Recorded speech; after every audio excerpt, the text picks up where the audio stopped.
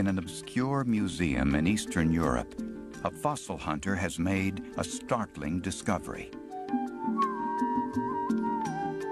While randomly sifting through a set of drawers, he found a collection that hadn't been examined for 30 years. I was going through these drawers, finding drawer after drawer of very much the sort of fossil I would expect to find, really nothing of any particular excitement. And then, pulling open one drawer, I spotted, in the middle, sitting in a little cardboard tray like so, a fossil the likes of which had never been found anywhere in the world. The paleontologist Per Alberg had found a new piece of evidence in a 400-million-year-old detective story. How and why creatures first left the water to live on land.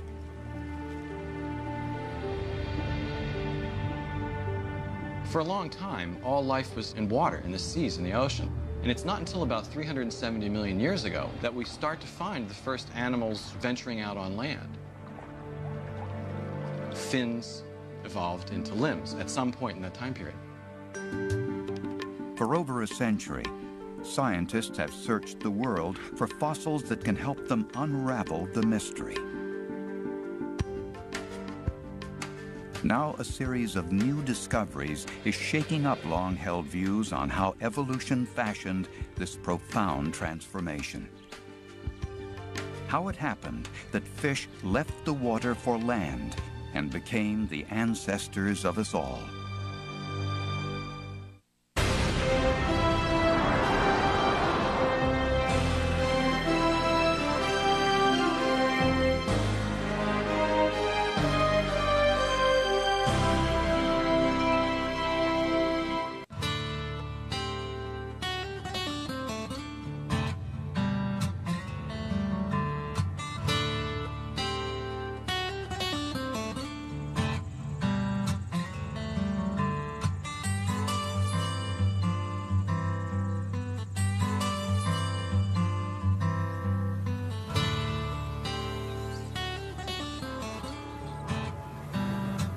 In north-central Pennsylvania, near the Appalachian towns of Heiner and Renovo, stretches an ancient sandstone formation known as Red Hill. It was here that paleontologists Neil Shubin and Ted Deschler discovered extraordinary new clues in one of evolution's most enduring mysteries: how ancient creatures left the water to walk on land. The reason why I'm in this business is because of a sense of discovery. I mean, that's really what I like to do. Being a paleontologist is great because if you look at rocks of the right age, of the right type, and if you're really lucky, sometimes you can find a fossil which will fill one of these big gaps in evolution, one of these big transformations. It's a detective story, and you're finding evidence out there. We're breaking rocks, and we're looking for little pieces of evidence to help piece together this story of how limbs developed from fins. The story began to take shape back in the 18th century with a simple but crucial observation. A vast array of animals showed striking similarities. They all had 4 limbs. They are tetrapods. We are tetrapods, to wit, 1, 2, 3, 4. Horses are tetrapods, evidently enough. So are dogs. So are lions, tigers, and bears.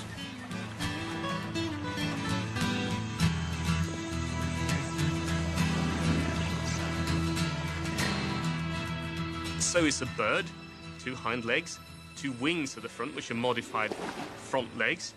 A snake is a tetrapod. It has no legs anymore, but it's quite clear that they're derived from a lizard ancestry which had both 4 limbs and hind limbs.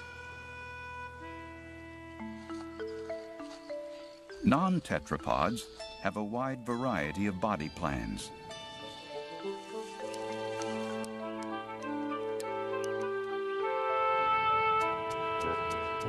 Some have hundreds of legs.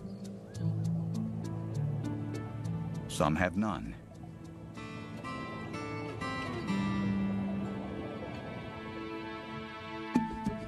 But all tetrapods beneath the skin share similar features. They all have backbones with special interlocking spurs. It's as true of us as it was of the dinosaurs. All tetrapods have a pelvis attached to the backbone to support their weight.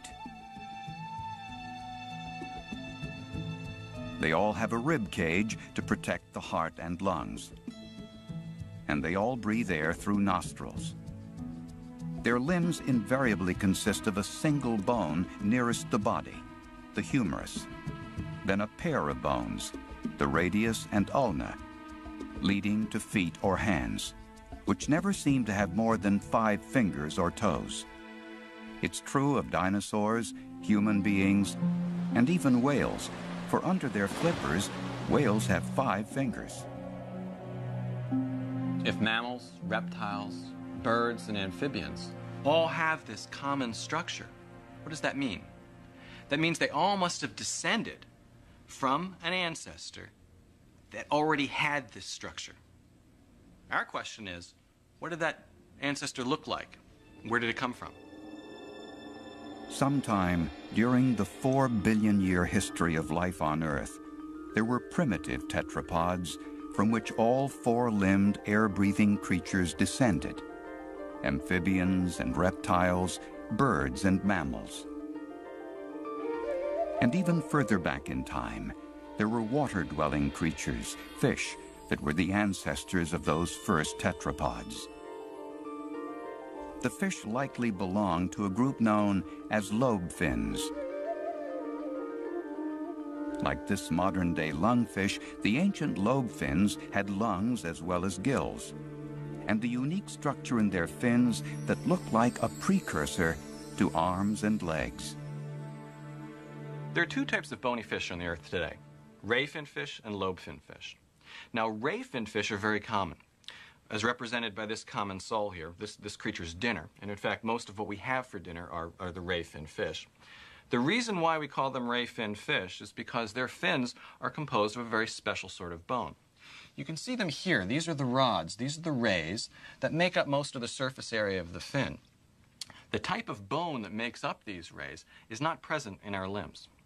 Now, this monster here, for better or for worse, is one of the fish that's most closely related to us. It's a lobe-fin fish, and the reason why we call it a lobe-fin fish is because its fin is composed mostly of this thing here, which you can see is this fleshy lobe. Now, from an evolutionary perspective, this lobe is very important because many of the bones that make up our limbs actually first evolved within this lobe.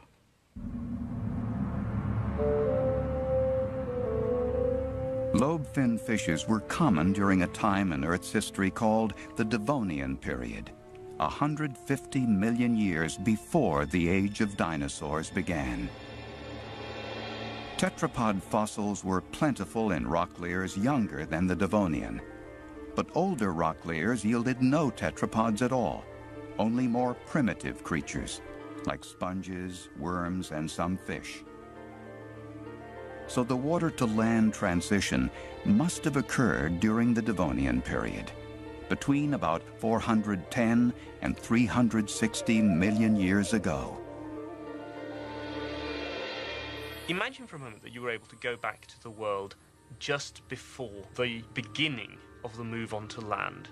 Let's say you go back to the world of 500 million years ago and you stand on the shore. What do you find? Well, let's say it's low tide, so you walk down onto the tidal flat. You find it's really not that different from today. There are rock pools with maybe anemones and stuff growing in them. There are seaweeds draped over the rocks. There are little arthropod things, crustacean-like creatures and so on scuttling around.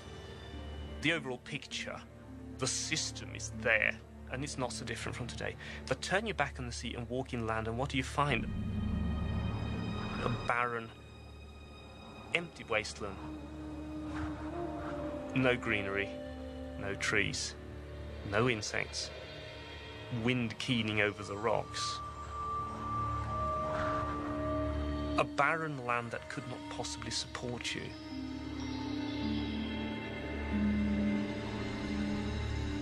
then, in a time frame between about 450 and 350 million years ago, group after group of organisms start making their way onto land, assembling the immensely complex land ecosystem which we inhabit today.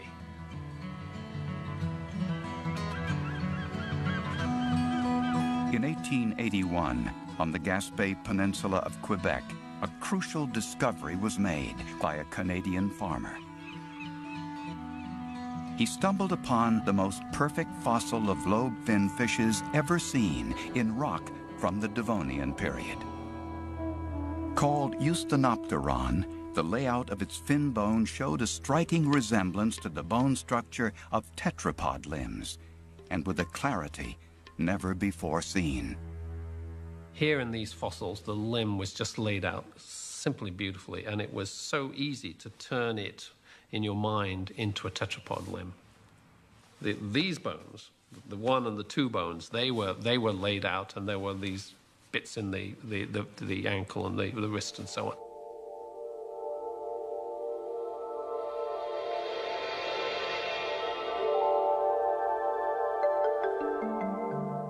Absolutely fantastic, beautiful material. Clinched it, really. What they thought they'd clinched was the sort of fish from which we all came, an ancestor with fins that were verging on limbs. But could they find creatures that looked more like tetrapods, animals with the beginnings of true arms and legs? Despite years of searching, fossil hunters had never found tetrapods in Devonian rock layers. Perhaps there were none. Or perhaps none had ever become fossilized. The chances of any animal becoming a fossil are extraordinarily remote. And the only way that we have a lot of fossils is that there's been an incredible amount of time and an unbelievable number of animals. The animal originally had some hard part that was preserved even though the soft parts were dissolved away by bacterial action. Then it got buried in a place where bacterial action stopped, usually in mud or something like that. And then it has to be covered up pretty soon with some kind of a sediment of sandstone, silt, or maybe volcanic ash. And then it will gradually get further and further into the earth. And then the next thing is, because a fossil is something that's dug up, it has to come near the surface and somebody has to find it.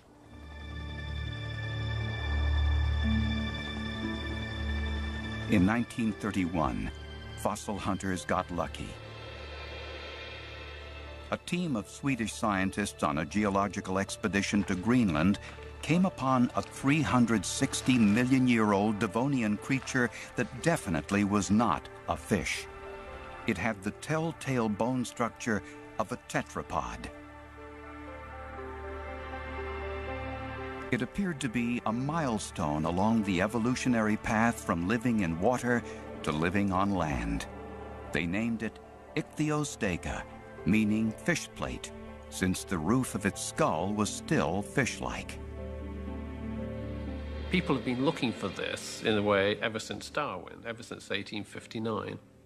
This transition is the one that so intrigued everybody, going from the water to the land and no evidence of it, and then, boom, they found it. Terribly, terribly exciting.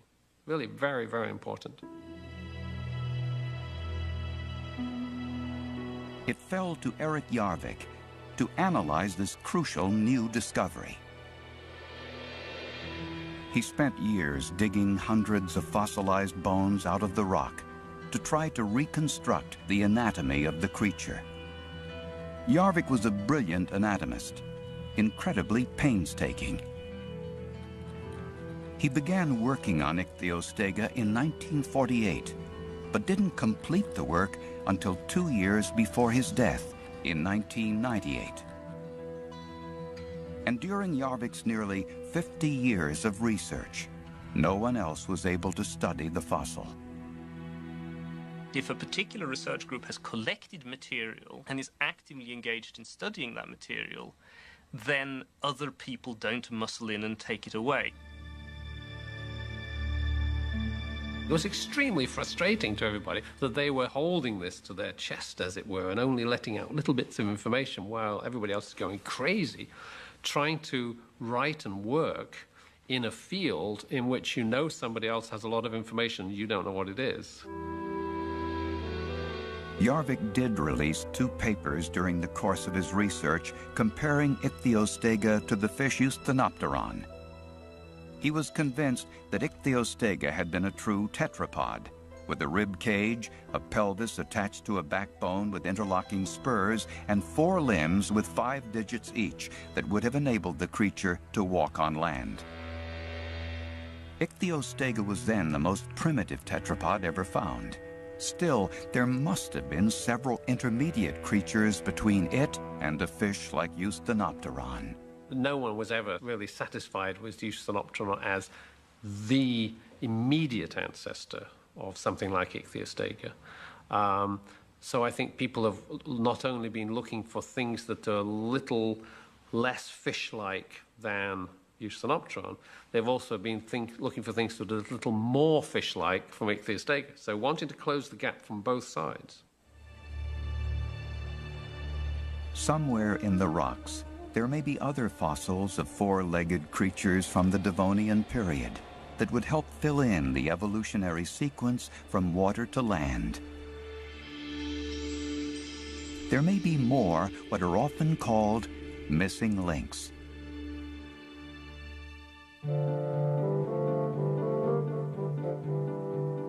Charles Darwin called them transitional forms in his 1859 masterwork on evolution.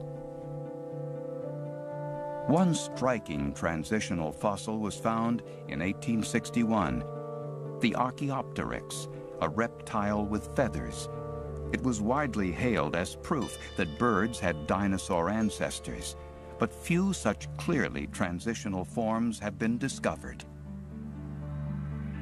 Presumably, the transitional forms were very rapidly outcompeted by their own more advanced descendants. So these transitional episodes in the history of life tend to be brief and involve, it seems, relatively low numbers of species and probably low numbers of individuals. Some transitions occur when there are dramatic environmental changes. Creatures not well suited to the new environment die out. But just by chance, some members of a population will be able to survive. Those with thicker fur if a climate turns colder. Those with longer bills if a major food source develops deeper flowers. Most of evolution is stability in the production of new species that are pretty like the ones that came before. We have 500,000 species of beetles, just for starters. But every once in a while, you do have a transition to a very different kind of environment, or you do have the invention evolutionarily of a very different kind of organ or structure that allows the occupation of a part of the ecological world that wasn't inhabited before, and that catches our attention. So there was a point when you didn't have organisms on land, so what was it about the evolution of creatures that lived in the sea that allowed them to get onto land? The most popular explanation for why fish evolved to walk on land was proposed by Harvard paleontologist Alfred Sherwood Romer. Romer based his hypothesis, known as the drying pond scenario, on a view long held by geologists, that the red color of Devonian rock meant it had been a time of severe drought. The drying pond scenario basically ran like this. There were lobefin fishes living in the rivers and lakes of the Devonian continent. But because of the seasonal droughts that were supposed to be happening during the dry season, a lot of these pools would be drying out. And fishes stuck in a drying pond would be faced with the choice either of just sitting it out glumly in the mud and hoping for rain, or else boldly setting out overland in search of another and perhaps more permanent water body.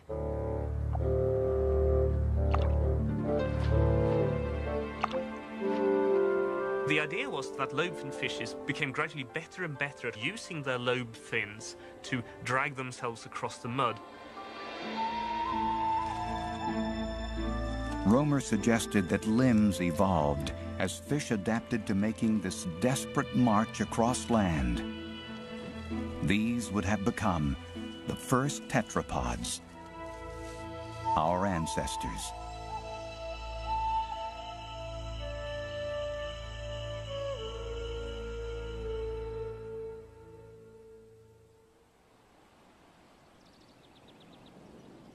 Throughout the early 20th century, a mere handful of fossils shaped our view of Devonian creatures. Then, quite remarkably, from the waters off South Africa's east coast, the Devonian period suddenly came alive.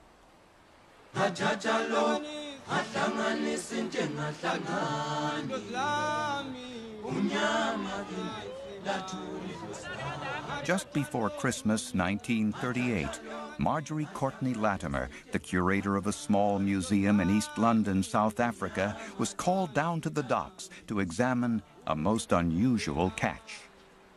22nd of December 1938 was a wonderful day. I came onto this most beautiful fish. It was just on 5 foot. It was silver and gold and green and blue, and had white kind of flecks on it, and to my horror it had these slim-like fins. And I thought to myself, what on earth can this be? I've never seen a fish like this. Somehow I was going to preserve it. Somehow, whatever happened, I had to save it. That was this intuition that I had. It must be saved by at all costs. Unable to have the fish frozen, she left it with a taxidermist until Dr. J.L.B. Smith, a prominent South African scientist, could come identify it. He stood at the head of the table and he said, "Well, lass," he said, "this fish will be on the lips of every scientist in the world. It's a coelacanth."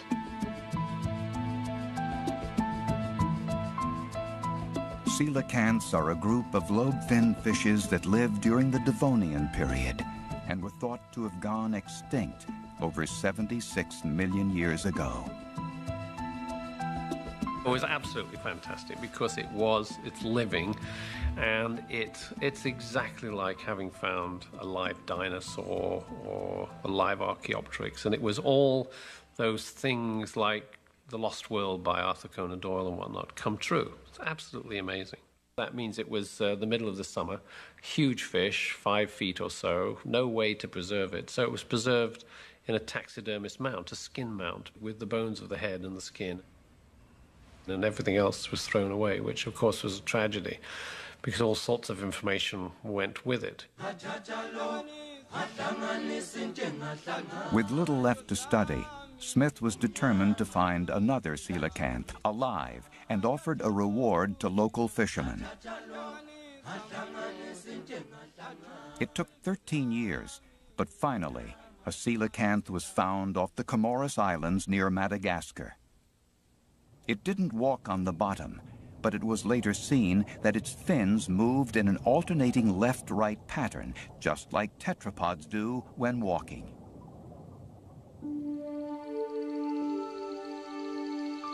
After studying the complete creature, Smith realized that coelacanth had less in common with tetrapods than he had thought. Most of its organs were distinctly fish-like. Coelacanths must have survived virtually unchanged since branching off from an ancestral fish some 360 million years ago.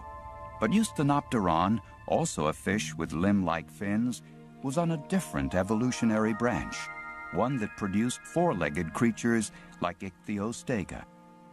The next question was, what animals filled the 20-million-year gap between Eusthenopteron, the fish, and Ichthyostega, the tetrapod?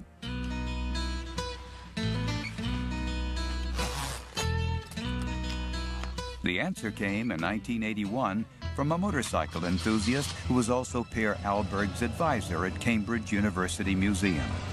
I would be sitting there working in the morning, if I'd got in early, and suddenly hear this bum bum bum bum bum bum bum bum bum sound in the courtyard, which was the associate curator of vertebrates arriving for her daily work at the museum.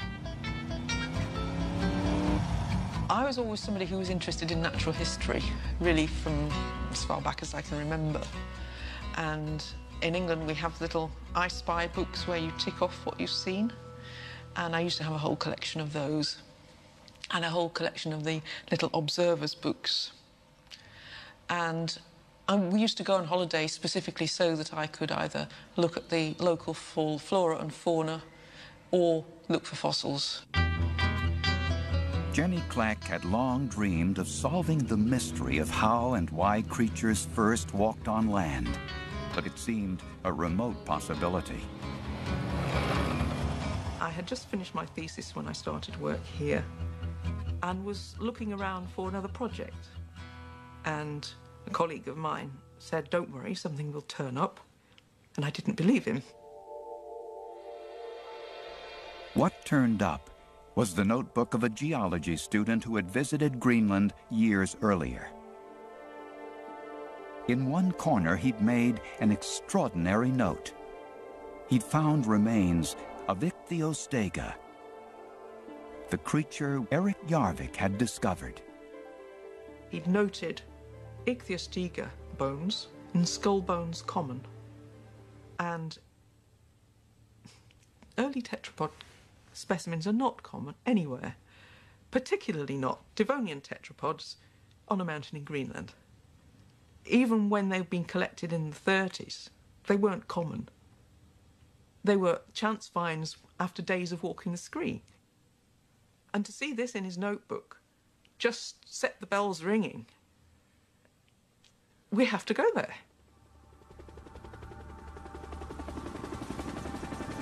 It took 6 years to raise the funds for the expedition, but finally Jenny Clack headed off. Accompanying her was her PhD student, Per Alberg. We were very excited to be going at last. But this is, of course, also coupled with a certain trepidation. This was a big undertaking. It was an expensive expedition involving air support, helicopter time, all sorts of things.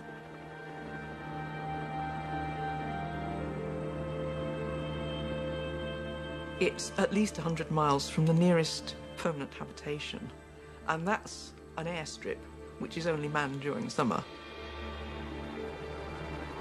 And of course it was possible that we were going to find almost nothing, or at least nothing new.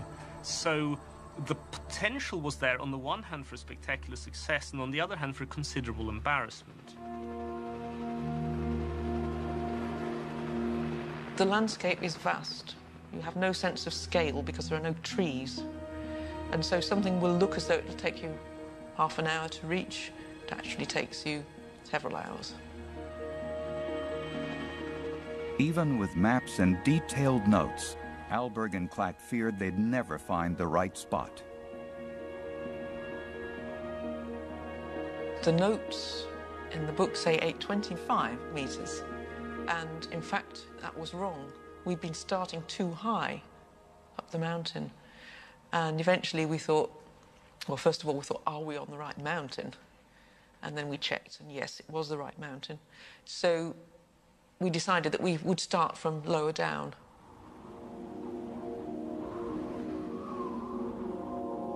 When they explored the mountain at a lower elevation, Clack saw something.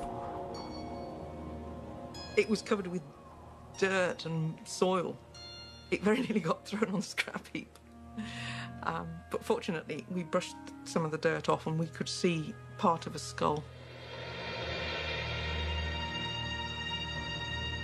They had found the most complete tetrapod specimens since Erik Jarvik's expedition 56 years earlier. Fossils of a four-legged Devonian creature called Acanthostega.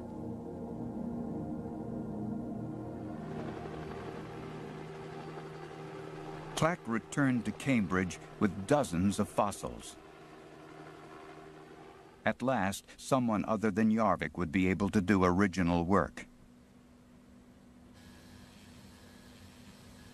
But the true importance of the trip did not emerge until Acanthostega had undergone several years of painstaking preparations. Clack recalls it was her colleague, Mike Coates, who first saw a hand emerge from the rock. The first thing he found on this block was a finger, this digit here. So we've got a number of finger bones aligned along the edge of this block. Then he continued with the preparation. He found the next finger, which is here, with its end curled over. And then a third, similarly with this crooked finger end, and a fourth, again with that. And then there's a gap, and then he went on to find another finger. Individual finger bones are really quite clear. And that makes a total of 5. But he still had all this area here to prepare, so instead of stopping, he went on to clean up the rest of this area. And lo and behold, here is another digit, so that makes 6. And he expected to finish there. And then, to his amazement, here's a 7th, and finally, an 8th. What?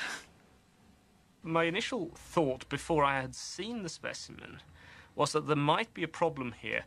If the specimen is preserved in such a way that the two forelimbs are lying on top of each other, it's easy to see how you could produce something that would look like a hand with more than 5 digits.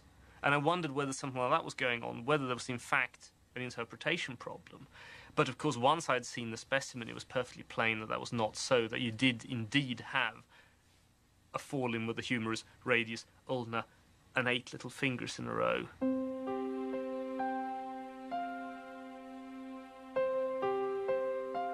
Acanthostega had 8 fingers on one hand, suddenly calling into question one of the most basic assumptions behind the previous 100 years of research. Until that day, I had assumed, like everyone else, that 5 was the primitive number of digits for a tetrapod limb. The old explanations for the origin of this structure, after all, one of the most fundamental and defining structures of being a tetrapod, and in our own way of being human, was in the bin. Alberg and Clack now believe our earliest ancestors with legs must have had numerous digits, and then somehow evolution reduced them to 5 over the eons. And upon further examination, Acanthostega called another fundamental assumption into question. Its limbs were not made for walking.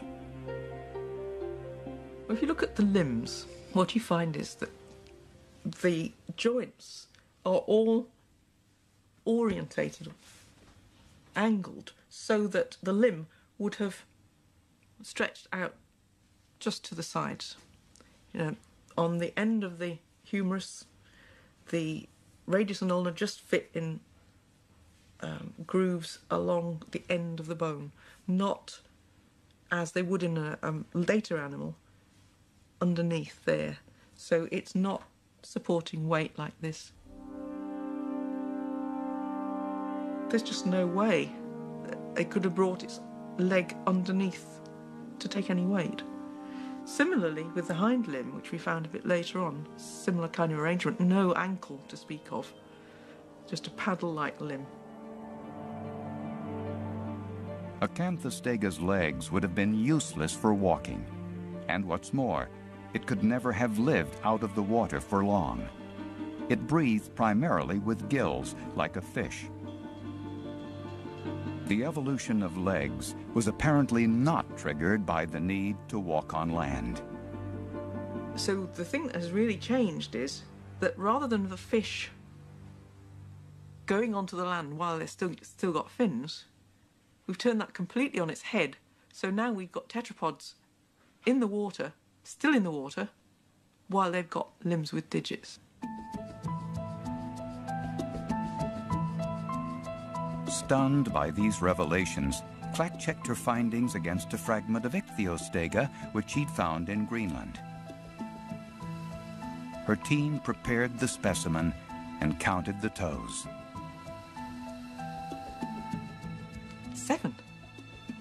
Why didn't Jarvik see this? There was more that Jarvik had not seen. Clark found that ichthyostega's legs were also not made for walking. They, too, were more like paddles.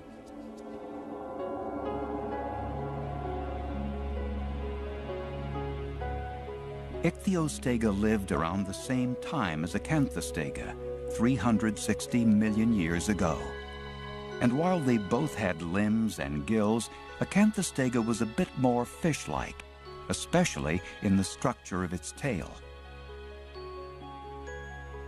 These differences show how evolution was experimenting, tinkering with different body plans that would eventually result in all modern four-limbed animals. But what drove these changes? It had been widely accepted that fish evolved legs to move between bodies of water during times of drought, the drying pond scenario. But now that explanation no longer fit the facts.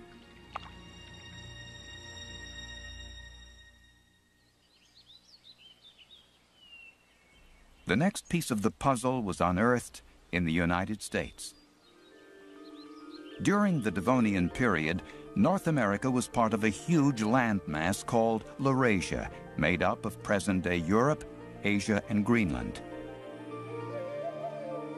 Lying near the equator, Laurasia had great tropical sandstone formations, which became home to fossils of myriad life forms. And when the continents drifted to their present positions over the next 400 million years, these fossils were scattered across the globe.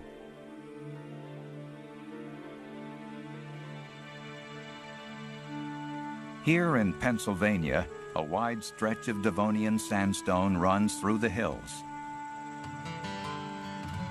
Most of the range is forested, the ancient sandstone layers buried. But there are places where the Devonian layer was exposed when the hills were blasted away to build new highways. Paleontologist Ted Deschler began combing this area known as Red Hill while a graduate student of Neil Shubin. No one had found tetrapod fossils here despite years of searching, and Deschler was hoping for a change of luck in a newly excavated road cut. Well, sometimes you'll open up a rock and it really changes the whole way that you may be thinking about a certain problem, about something in evolution that you've learned, but you might change what the next student will learn. In fact, science works by building on the ideas of others. In 1995, Deschler opened up a Red Hill rock and discovered a nearly perfect bone. It was the first piece of a Devonian tetrapod ever found on the North American continent. We named it Hynerpeton, which means crawling animal from Heiner, and actually the town down below us here is Heiner, Pennsylvania. And the first part of the body that we found, actually the original material and all we had to work with for a while, was its shoulder girdle. And a shoulder girdle actually is a very interesting part to find if you're looking at some of the earliest limbed animals, because it shows you where that limb attached into the body. And we could tell from the shoulder girdle of Hynerpeton that it was an animal with very muscular limbs. It's not like the shoulder girdle of a fish at all. More able to carry its own weight than either Acanthostega or Ichthyostega, Hynerpeton could possibly have walked on land.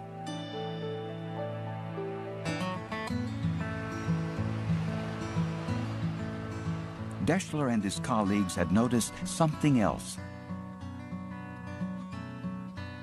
Among the swaths of red sandstone were patches of green material.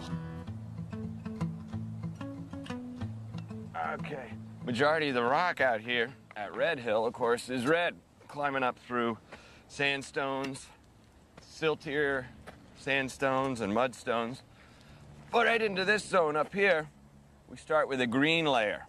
It's reduced, probably because of all of the plant material that's buried within the rock here. Finding these fossilized plants prompted the Red Hill team to rethink some old ideas. Perhaps the late Devonian environment wasn't as drought-ridden as experts had thought for nearly a century. Perhaps it was more like a rainforest.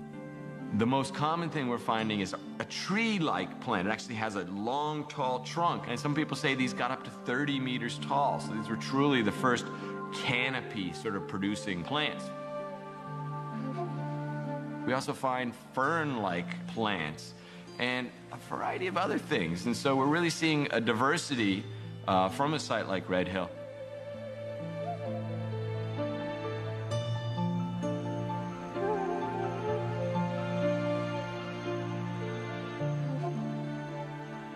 Well, these stream systems that were running across big, wide floodplains 370 million years ago would have created big, muddy channels, and in between those channels, there would have been forests. In fact, they were some of the first forests on Earth. Plants had finally taken hold of land environments, and that's a very important change when you think about it. The Earth was brown and muddy for the billions of years previous to this point in time, and it was during the late Devonian, really, that the land got green, and especially in wet areas like these deltas that were shedding off and running into a seaway out in Ohio. So what was happening on land was new, and what was happening with the animals in the freshwater environments was also new. The Earth may once have been barren, but the findings in Pennsylvania suggest that by the end of the Devonian, the Earth was densely forested and etched with rivers. These were bordered by something completely new: swamp. The first four-limbed creatures may have evolved in this wholly new ecosystem, just the kind of environmental shift that can trigger major evolutionary change. For the very first time in Earth history, animals and plants are living on land in a significant, permanent way. And a lot of open niches in that waiting to be exploited. Some of these new niches were the margins of this watery world. In the tangle of vegetation, creatures with limbs and fingers would have a real advantage over those with fins. I think we have to think of these fins or limbs or flims as something that would be used by the animal for moving through more complex environments like swamps or environments where there may have been trees down in channels or just shallow water to pursue prey or to escape the guy who's trying to prey upon you. And there was definitely something to escape from. The Red Hill team found evidence of a predator of terrifying proportions. A fish Keith Thompson had named Hyneria. Hyneria is the most common lobe-fin fish at this site. It's also the biggest. It's probably 2 or 3 meters long. This is a single tooth from a large Hyneria, and these were carnivorous, obviously. And with a few predators like that around, swimming in the channels of an estuary of a mudflat delta system, you could see why some of the lobefin fishes might find it very judicious to hop out into the undergrowth and find somewhere else to live. The revised picture of the Devonian environment opened up new ways of thinking about the forces that drove the evolution from fish to tetrapods. Limbs seem to have evolved not after a fish ventured onto land, but before. They were useful to navigate through swamps, to avoid predators, or perhaps to lay eggs on shore out of harm's way. Limbs and fingers evolved because they gave the creatures who had them a distinct advantage in the swampy Devonian world. Using them to walk on dry land was a happy accident. What the tetrapod story shows us is that evolution is not goal-directed. It wasn't trying to evolve limbs. What is evolution in this case? It's just tinkering. What we're seeing is in these streams 370 million years ago, a bunch of different types of fish tinkering with new ways of making a living in that new environment. It just so happened one of those tinkered solutions was extremely successful. It led to all later life that was to live on land.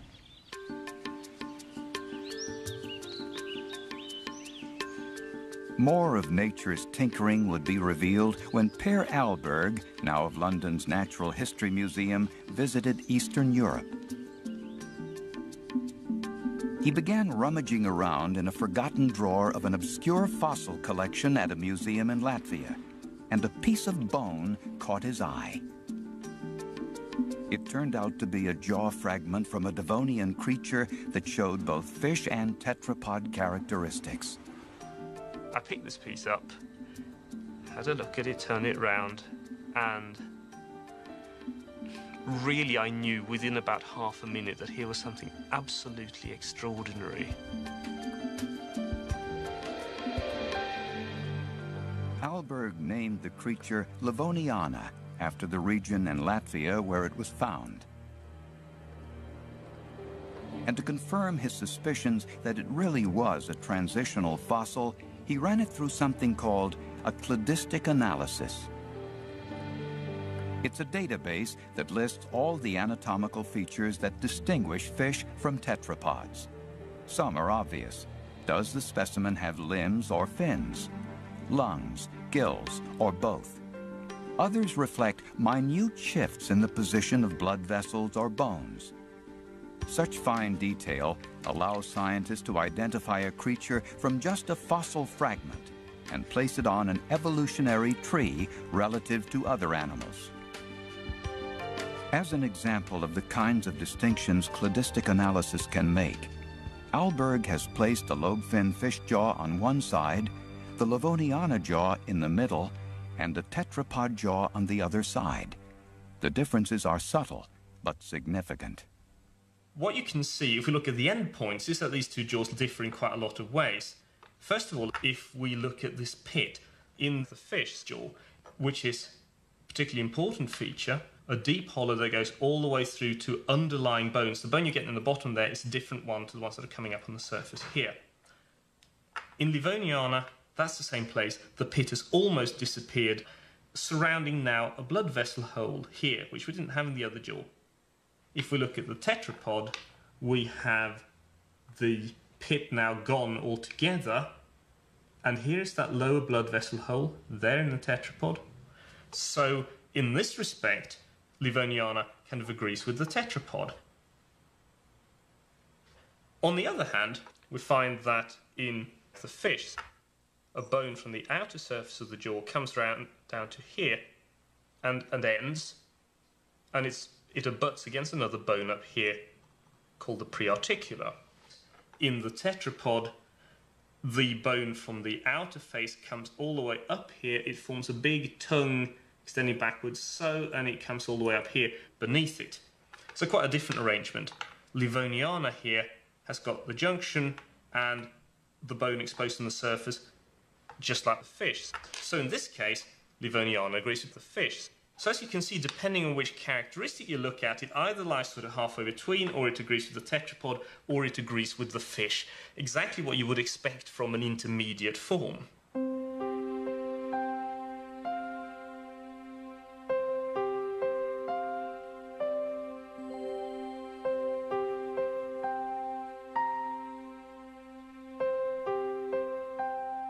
The analysis shows Livoniana to be clearly a transitional creature. It fits on an evolutionary tree about midway between fish and tetrapods.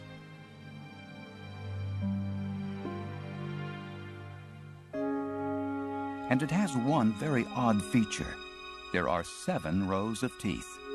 That makes it unlike any other creature we know of, and suggests that it may have been one of a host of evolutionary experiments, most of which met with extinction, but one of which was the ancestor of us all.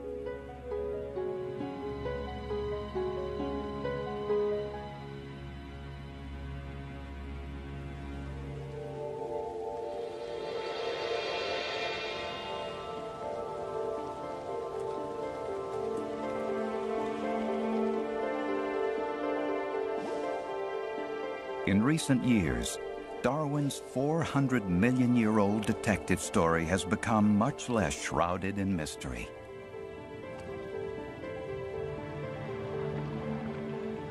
In the Devonian world of forest and rivers bordered by swamp, a whole new way of life was born.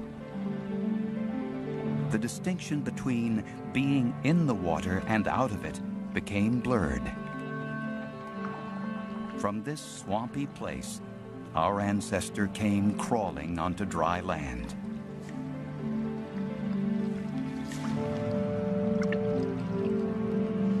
It was one of the most momentous events in all of evolution.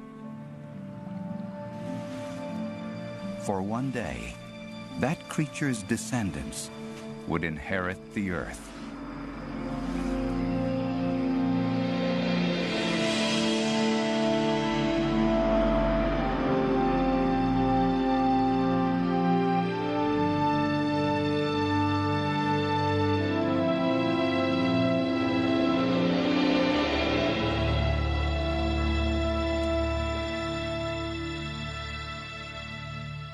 And lobe-finned fish.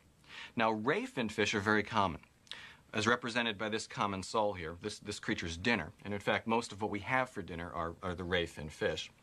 The reason why we call them ray-finned fish is because their fins are composed of a very special sort of bone.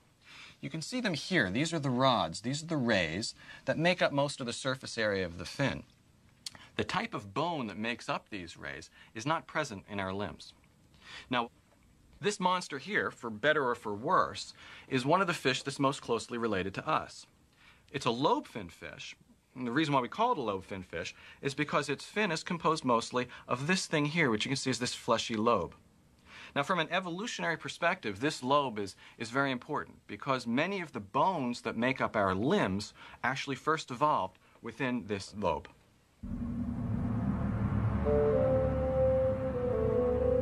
Lobe-finned fishes were common during a time in Earth's history called the Devonian period, 150 million years before the age of dinosaurs began. Tetrapod fossils were plentiful in rock layers younger than the Devonian, but older rock layers yielded no tetrapods at all, only more primitive creatures like sponges, worms, and some fish. So the water-to-land transition must have occurred during the Devonian period, between about 410 and 360 million years ago. Imagine for a moment that you were able to go back to the world just before the beginning of the move onto land. Let's say you go back to the world of 500 million years ago and you stand on the shore. What are you... That's all.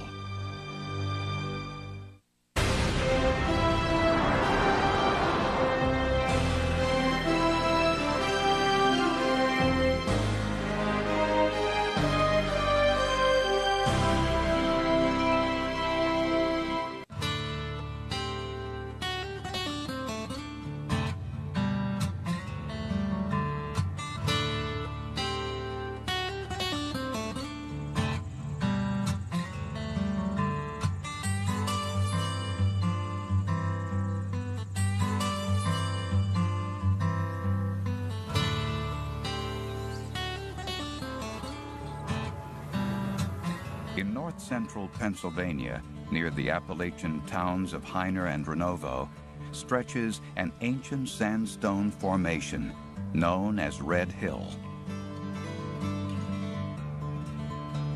It was here that paleontologists Neil Shubin and Ted Deschler discovered extraordinary new clues in one of evolution's most enduring mysteries: how ancient creatures left the water to walk on land. The reason why I'm in this business is because of a sense of discovery. I mean, that's really what I like to do. Being a paleontologist is great because if you look at rocks of the right age, of the right type, and if you're really lucky, sometimes you can find a fossil which will fill one of these big gaps in evolution, one of these big transformations. It's a detective story, and you're finding evidence out there. We're breaking rocks, and we're looking for little pieces of evidence to help piece together this story of how limbs developed from fins. To the backbone to support their weight. They all have a rib cage to protect the heart and lungs. And they all breathe air through nostrils. Their limbs invariably consist of a single bone nearest the body, the humerus, then a pair of bones, the radius and ulna, leading to feet or hands, which never seem to have more than 5 fingers or toes. It's true of dinosaurs, human beings, and even whales, for under their flippers, whales have 5 fingers. If mammals, reptiles, birds, and amphibians all have this common structure, what does that mean? That means they all must have descended from an ancestor that already had this structure. Our question is, what did that ancestor look like? Where did it come from? Sometime during the 4 billion-year history of life on Earth, there were primitive tetrapods from which all 4-limbed, air-breathing creatures descended: amphibians and reptiles, birds and mammals. And even further back in time, there were water-dwelling creatures, fish, that were the ancestors of those first tetrapods. The fish likely belonged to a group known as lobe fins.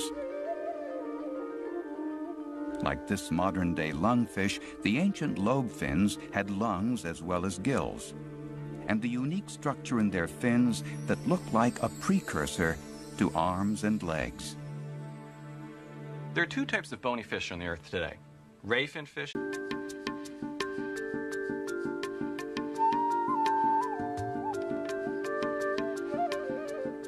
In an obscure museum in Eastern Europe, a fossil hunter has made a startling discovery.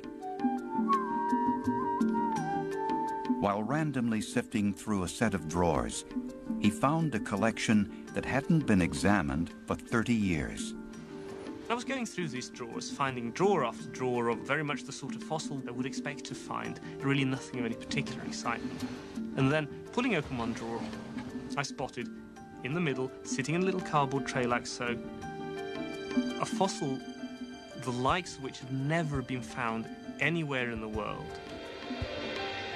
The paleontologist Per Alberg had found a new piece of evidence in a 400-million-year-old detective story. How and why creatures first left the water to live on land.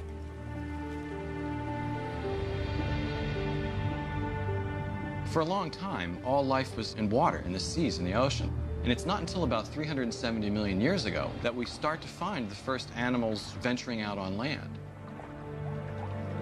Fins evolved into limbs at some point in that time period. For over a century, scientists have searched the world for fossils that can help them unravel the mystery. Now a series of new discoveries is shaking up long-held views on how evolution fashioned this profound transformation. How it happened that fish left the water for land and became the ancestors of it. The story began to take shape back in the 18th century with a simple but crucial observation. A vast array of animals showed striking similarities. They all had 4 limbs. They are tetrapods. We are tetrapods, to wit, 1, 2, 3, 4. Horses are tetrapods, evidently enough. So are dogs. So are lions, tigers, and bears.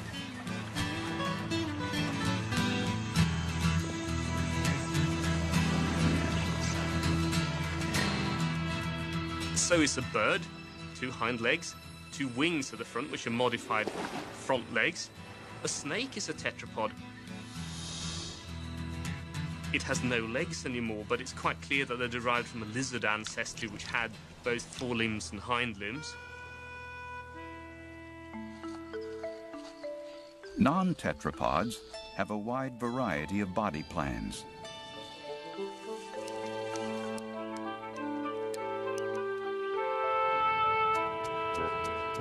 Some have hundreds of legs. Some have none.